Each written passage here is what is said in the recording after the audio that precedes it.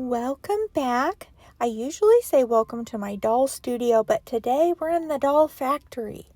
And compiled a few of my favorite little clips. I love watching this type of footage. Some of these techniques are still used today in mass producing dolls.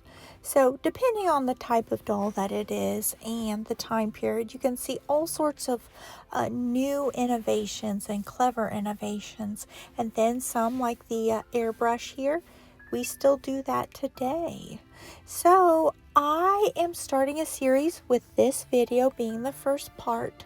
I'm going to be finishing a doll from start to finish, and I would really love for all of the people who chime in and leave such lovely comments all the time, such encouraging comments. I would love it if everyone who is watching along can get to choose what we will be doing in the next video as far as the pattern of dress that we're going to pick out, the fabrics, the trims, the hair color, etc. So I thought that would be fun. So instead of just watching a doll being made, which is fun, you guys can have a hand in helping me to create dolls. And I do have several. I have one other K&R doll. The one I'm starting with is the 114. I have a 117, and I need to do a little bit more research on the 117. I do know that it is in the character series that Cameron Reinhardt did. But I'm going to be looking in the books that I do have. I'm going to pull out everything that I have on them, including any style of dress that would be appropriate, all of the patterns and everything. The first thing that I asked was for you guys to weigh in on a name.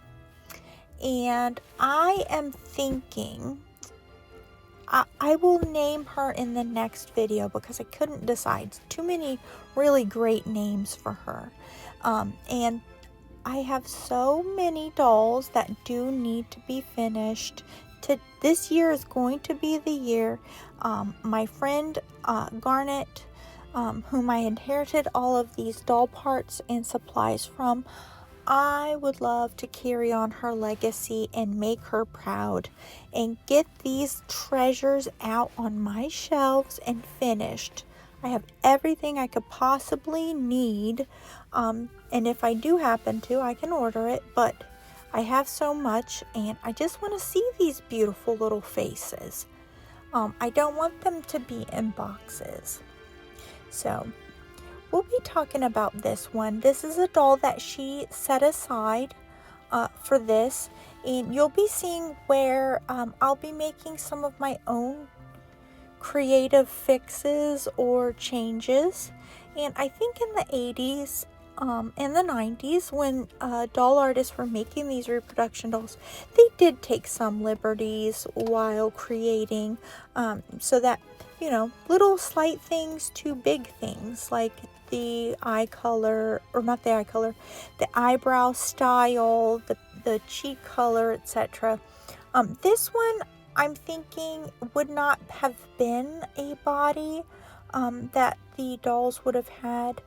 A lot of the dolls that I have seen of the Cameron Reinhardt, they have a composition, a jointed body. But there's some that I have that are all porcelain, and then there's these cloth ones. So we're going to do it the way that Garnet had intended for most things. So she had set aside this doll body for this doll head. So I will be trying my best to stay as authentic as I can. However, I am going to do what I always do, which is try to use what I have and make it work. It's less expensive, it's less wasteful. I'll actually have gone through some things, and I won't have like a lot of surplus because I will have used what I have. So the doll underneath all of its garments may not have the correct type of body in some cases, but no one will know except for me and you. So be watching for part 2. I'm going to try to make them short shorter so that we're not getting bogged down and I'm not talking too much, which I always do. Thank you guys so much. I hope you'll tune into part 2, and I hope you have a magical day. Bye-bye.